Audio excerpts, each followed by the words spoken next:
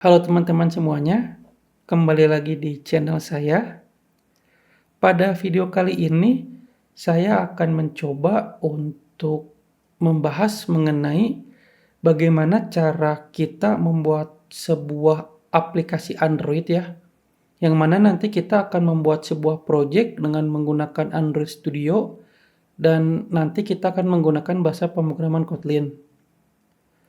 Jadi bagi teman-teman di sini yang mungkin ingin mencoba untuk bagaimana sih caranya untuk kita membuat sebuah aplikasi di Android. Nah, teman-teman dapat mengikuti video ini ya. Oke, yang pertama untuk IDE-nya sendiri, di sini nanti kita akan menggunakan Android Studio.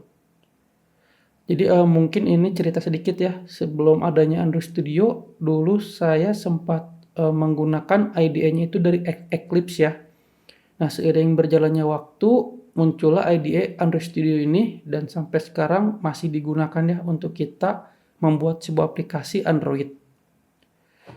Pada saat video ini dibuat, ini terdapat versi yang Jellyfish ya. Nah, jika teman-teman ingin mencoba mendownload versi lainnya, ini ada di bawah.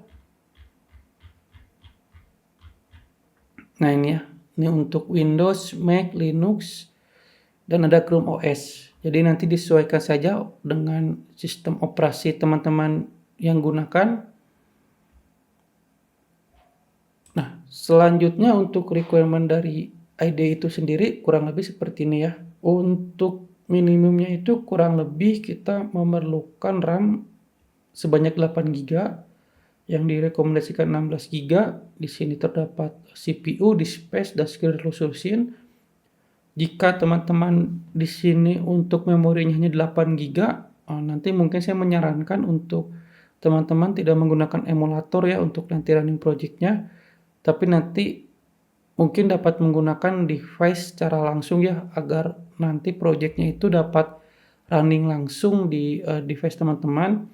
Tapi jika mungkin RAM-nya di komputer atau laptop teman-teman itu sudah 16 GB, nanti dapat mencoba ya untuk running aplikasinya itu menggunakan emulator, nanti dicoba saja. Jika memang nanti dirasa berat, dapat menggunakan device secara langsung. Oke, jika sudah selesai diinstal, nanti kita dapat langsung membuka ini IDE-nya Android Studio. Lalu di sini kita dapat membuat sebuah project baru. Tekan yang new project ini. Lalu di sini kita nanti dapat memilih untuk setup awalnya ya. Apakah di sini akan activity kosong atau basic view activity dan lain sebagainya. Di sini pun juga terdapat template untuk misal ini ya television, otomotif dan lain sebagainya. Di sini kita akan menggunakan template untuk yang handphone dan tablet. Nah, di sini kita akan membuat sebuah activity yang kosong, di mana juga view-nya itu kosong ya. Jika sudah, kita klik next. Nah, ini kita dapat mengisi untuk nama aplikasinya. Misal viral aplikasi ya, saya beri nama. Lalu di sini package name-nya itu dapat kita tentukan juga. Ini tuh nanti akan berpengaruh ketika kita akan upload ke Play Store ya, salah satunya. Lalu ini untuk directory di mana kita akan menyimpan project-nya. Nah, ini selanjutnya terdapat bahasa nih akan kita gunakan, apakah Java atau Kotlin. Lalu ini minimum SDK yang akan disupport ya oleh aplikasi yang akan kita buat. Di sini saya setup minimalnya itu 24 ya, Android 7. Jika sudah, kita finish saja.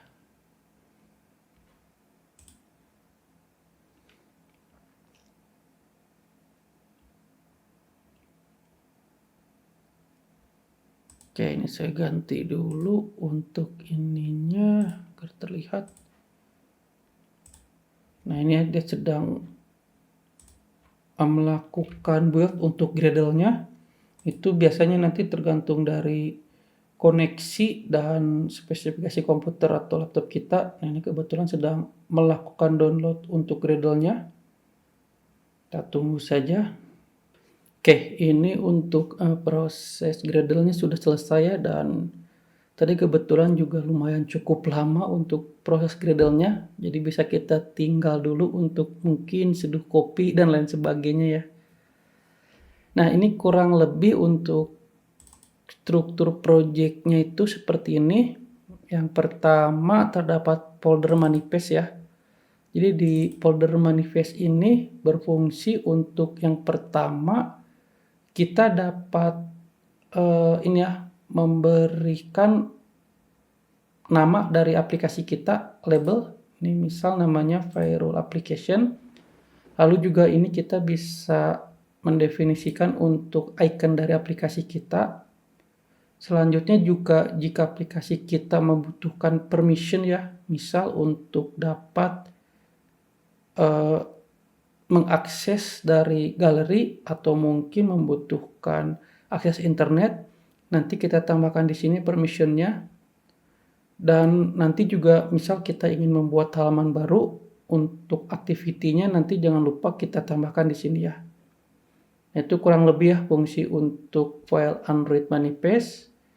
Lalu selanjutnya di sini terdapat folder Kotlin plus Java. Ini tuh fungsinya nanti kurang lebih untuk kita menyimpan logik-logik ya dari aplikasi yang kita buat. Nanti di sini tuh kita dapat menggunakan bahasa pemrograman Kotlin atau Java. Lalu juga di sini terdapat folder res ya. Nanti di sini kita bisa menyimpan misal seperti yang pertama itu image. Lalu juga untuk layouting nanti kita akan disimpan di folder layout ini ya. Ini kebetulan sudah ada activity main. Kurang lebih seperti ini untuk layoutnya. Jadi nanti biasanya itu yang pertama kita akan membuat untuk activity logiknya di sini. Lalu nanti untuk tampilannya kita akan buat di folder layout ini.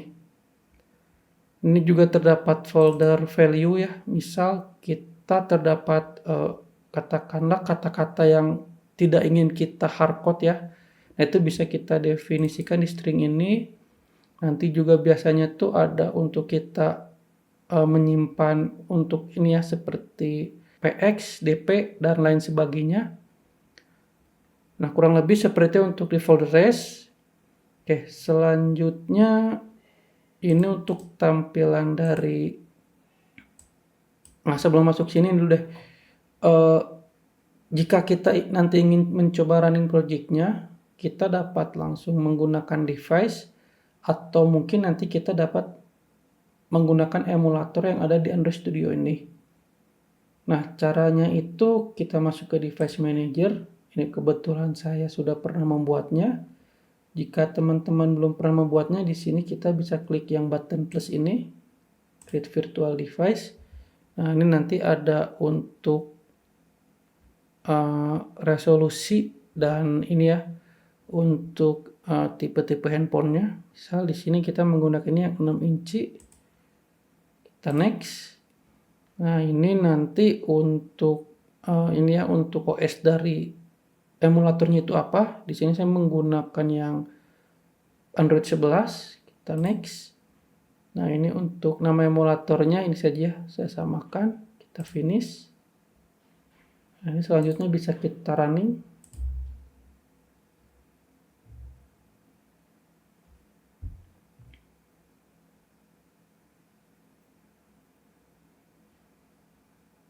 Oke, ini emulatornya sudah running. Coba kita jalankan aplikasinya ya. Caranya kita bisa mengklik button ini. Kita klik. Oke, ini telah berhasil ya untuk kita running. Kurang lebih seperti ini tampilannya. Hello World ya, sama. Oke, selanjutnya kita coba ingin mengotak-atik sedikit untuk tampilannya. Kita matikan dulu, kita stop. Oke, nah ini kurang lebih tampilan untuk kita dapat memodifikasi ya. Di sini kita dapat melakukan drag and drop untuk komponennya. Untuk komponennya sendiri di sini kita dapat menggunakan komponen-komponen yang telah disediakan oleh Android Studio. seperti text view, button, image view, recycle view ya. Ini nanti untuk kita menampilkan list. Lalu juga ada teks. Nah, ini teks juga banyak bentuknya ya. Ada yang password, email, dan lain sebagainya. Ini ada widget, ini misal web view jika kita ingin menampilkan halaman web ya di Android Studio. Untuk layout di sini ada constraint, ada linear ya, horizontal dan vertikal. Ada juga relatif harusnya. Ini spinner, ada card view dan lain sebagainya. Nah, ini nanti dapat disesuaikan saja dengan kebutuhan dari teman-teman ingin menggunakan komponen apa. Sini saya mencoba untuk ini dia, kita hapus dulu. Sini saya mencoba untuk menggunakan komponen text view. Ini bisa kita masukkan ke sini ya, kita drag. Nah, ini constraint-nya bisa kita setting ke atas, ke kiri dan ke kanan. Nah, ini ya, ini bisa kita setting nih untuk marginnya. Misal dari atas 32, 32, 32. Lalu misal di sini ini text view ya atau label. Misal teksnya kita beri nama selamat datang seperti ini. Nah, ini untuk width-nya ya. Ini bisa kita buat wrap content. Wrap content itu berarti sesuai dengan isinya. Atau kita buat 0 dp ya atau edge parent. Nah, ini berarti kita buat seperti full screen ya. Nah, ini oke. Nah, selanjutnya di sini saya akan coba menggunakan komponen ini, edit text ya. Seperti ini. Nah, ini untuk posisinya kita bisa mengikuti yang selamat datang di atas ini. Ini juga sama. Lalu kita simpan di bawah yang selamat datang. Ini ya. Misal marginnya 32. Nah, ininya kita tidak perlu setting ya, karena ini dia telah mengikuti yang di selamat datang ini. Saya perbesar. Nah, ininya kita bisa buat match parent saja atau 0 dp. Ini ID-nya misal kita beri nama edit text name ya, seperti ini. Faktor. Misal ini name ya. Atau ininya kita hapus, kita ganti seperti placeholder saja ini. Name. Lalu misal selanjutnya di sini kita akan membuat hari ini sepertinya belum ini ke sini. Nah, ini ya. Oke, selanjutnya di sini kita akan membuat satu lagi. Ini kita bisa mengikuti ini ya. Kita isi 16 saja. So, ini edit text, password misalnya. Nah, ini kita bisa 0 dp, ininya misal password. Ini kita hapus. Nah, ini ya password, atau sebenarnya kita dapat menggunakan komponen yang ini langsung nih. Kita ganti saja ya komponennya. Password.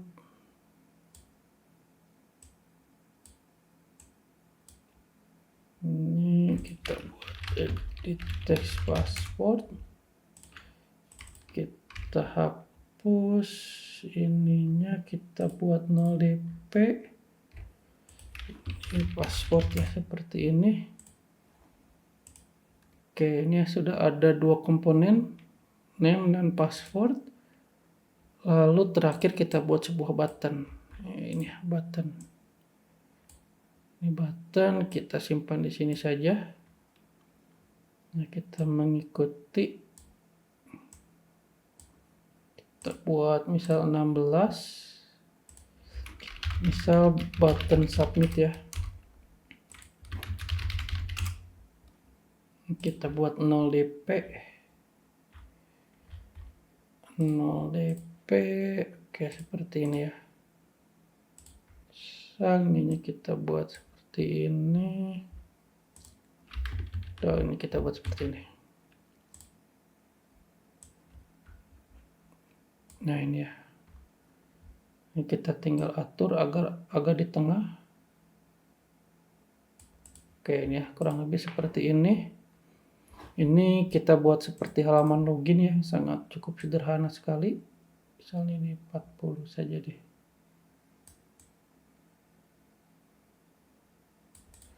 Oke, sebenarnya selain kita memodifikasi di sini, kita dapat menggantinya menggunakan codingan ya. Ini codingannya. Kalau dulu tuh saya lebih senang mengganti layoutnya itu di codingan. Cuma semenjak kita bisa mengaturnya di sini tuh menurut saya jadi lebih enak di sini. Cuma memang terkadang untuk hal-hal yang sifatnya mungkin custom dan lain sebagainya, kita perlu langsung mengganti di codingnya seperti ini, di XML-nya ya. Oke, kita coba cek. Selamat datang, kayak kita coba running ya. Device-nya ini running device.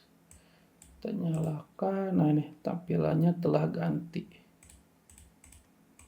Ini kita membuat layout yang sangat cukup sederhana ya. Nanti mungkin di video-video selanjutnya kita akan coba untuk membuat layout dengan komponen-komponen lainnya. Misal card view, recycle view, dan lain sebagainya. Oke, ini saya tutup kembali. Lalu selanjutnya bagaimana sih cara kita berinteraksi dengan layout yang ada di sini? Katakanlah misal ketika kita ingin klik button submit, kita ingin mengecek apakah nama dan passwordnya itu telah sesuai atau belum. Nah, kita dapat melakukannya di sini di main activity. Hapus dulu ya. Jadi sebenarnya untuk kita dapat berkomunikasi dengan komponen-komponen yang ada di XML ini, itu tuh caranya ada beragam ya. Yang pertama, kita dapat menggunakan yang mungkin bawaannya itu find view by ID. Lalu yang kedua kita dapat menggunakan binding. Nah yang lainnya misal kita dapat menggunakan library seperti Butterknife. Dan mungkin masih banyak juga ya untuk metode-metode lainnya untuk kita dapat berkomunikasi dengan layout yang ada di sini atau dengan XML-nya. Nah, pada video kali ini kita akan mencoba menggunakan yang find view by ID. Caranya pertama di sini kita akan buat untuk variabelnya terlebih dahulu, misal file ini ya. File btn submit. Nah, di sini kita gunakan find view ID. Nah, ini tuh karena itu maksudnya apa sih? Maksudnya kita membuat sebuah variabel dengan nama button submit yang mana isinya itu kita akan mencari ID ya. ID-nya itu r.id.button submit yang mana ini tuh merupakan button. Nah, seperti ini. Cari kode di sini. Nah, di sini ya. Nah, selanjutnya kita ingin coba ketika misal buttonnya diklik ya, dia muncul alert atau pop up. Di sini tuh kita dapat menggunakan toas. Button submit dot set on click listener ya, seperti ini. Toas dot make. Nah, ini this. Ini tuh misal berhasil login ya. Nah, ini durationnya itu toas dot misal kita long ya dot solve. Kita coba running.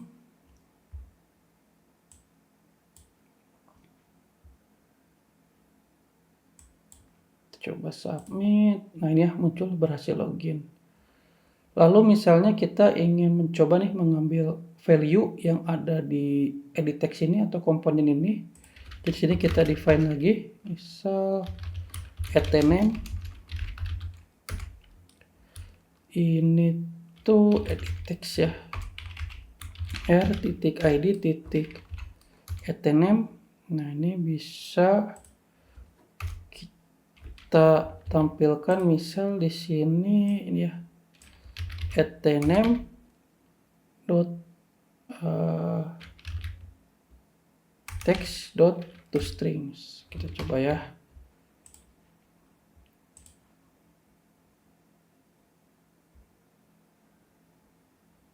Di sini saya file rule, saya submit, dan ya muncul file rule. Lalu misal di sini kita ingin coba tambahkan satu lagi, kita buat variabel dengan nama @password. Ini find view by ID sama ya, edit text r.id password. Nah, di sini kita coba cek nih if name dot text dot toString dot equalsnya misal firewall ya, dan password dot text dot toString dot equalsnya 1 2 3 4. Ini kita ganti ya, misal berhasil login,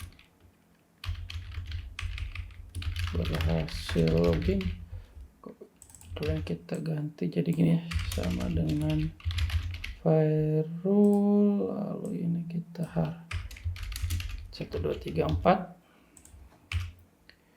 Nah, ini else nya tidak berhasil login. Ini coba kita running kembali.